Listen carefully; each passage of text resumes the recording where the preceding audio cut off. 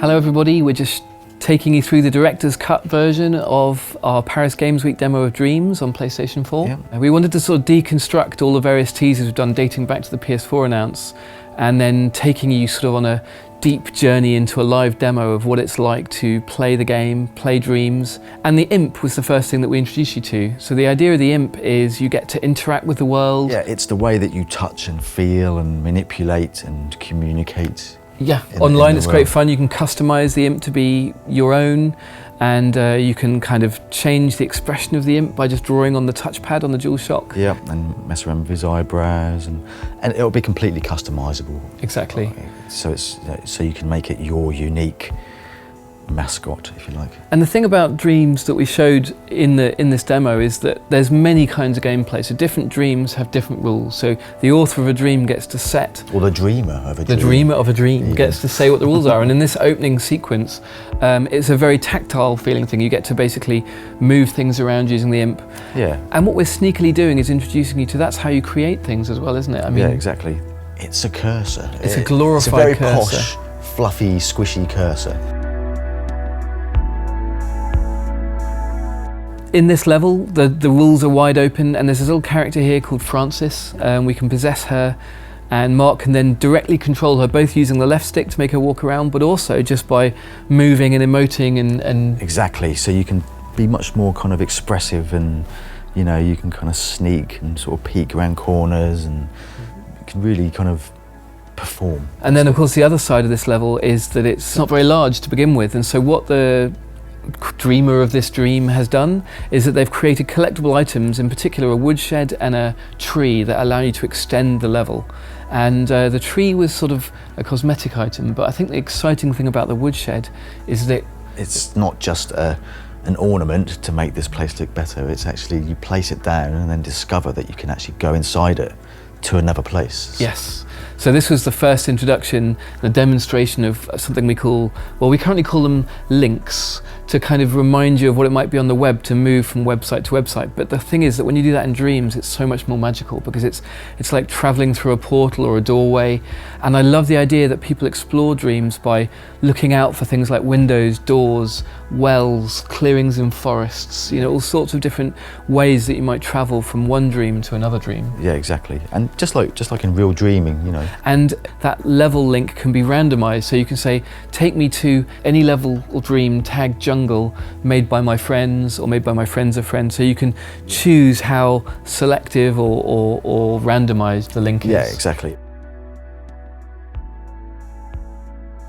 This level is a much more traditional kind of puzzle platformer type of level, and what Mark had to do as he possessed this character Frances and ran around as this little Frances character was, he was trying to find a way to get up to the cool flying books, and the only way he could do it was through a secret door with a sort of combination lock. So that's a very sort of simple example of using the imp and the sort of tactile interactions in the world that are, you know, very intuitive and physical. All of the sort of logic and construction of the rules of how the door opens, it's really easy to do. So it can go from just as simple as searching for door with secret lock. Yeah, you can find one that someone's already made for you, basically. Exactly. The wonderful thing about Dreams is you can collage the work of others. So if you don't feel up to building some fancy logic, you can do it by just using someone else's stuff.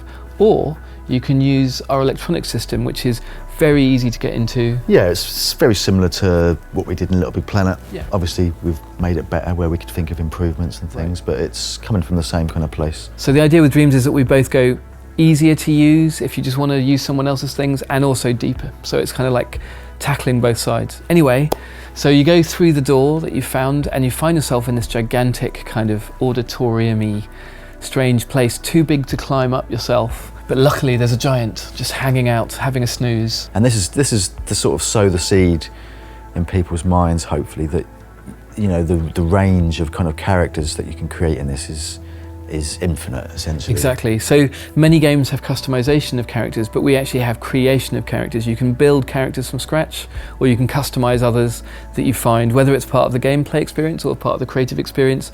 We're sort of mashing those two together, so we don't really draw a hard line between when you're playing or when you're creating. You're just having fun. Yeah. And character creation and customization is one of the most fun things to do, because you just mess around with it, you change the proportions, long legs, short legs. Yeah, exactly. I mean, I think Kareem, our art director, would agree with me that 90% of characters design is just the proportions, really. Right, yeah. So very quickly, just by stretching a biped around, you've kind of got most of your character, and then you can immediately play that you've got character. Really, when you're creating a character, you've got this really nice tight loop of like sculpting a bit on it, then seeing what it walks like, adjusting it. It's really good fun.